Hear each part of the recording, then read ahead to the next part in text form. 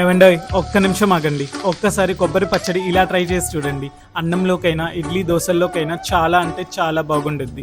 First ఈ రీల్ని save చేసుకోండి. కడాయిలో 2 టేబుల్ స్పూన్ ఆయిల్ యాడ్ చేసి 2 టేబుల్ స్పూన్ పచ్చనగపప్పు, 2 టేబుల్ స్పూన్ మినపప్పు, 1 టేబుల్ స్పూన్ ధనియాలు, 1 టేబుల్ స్పూన్ జీలకర్ర, 7 పచ్చిమిరపకాయలు, 12 ఎండుమిరపకాయలు వేసి బాగా ఇలా ఎర్రగా అయ్యే వరకు ఫ్రై చేసుకోండి.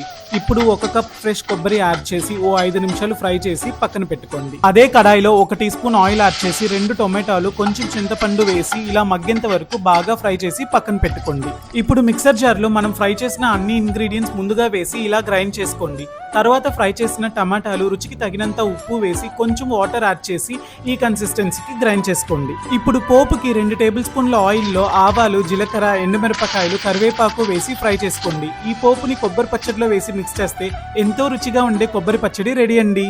మీరు కూడా ట్రై చేసి కమెంట్స్లో చెప్పండి. ఇలాంటి మరెన్నో రెసిపీస్ కోసం తప్పకుండా ఛానల్ని సబ్స్క్రైబ్ చేసుకోండి.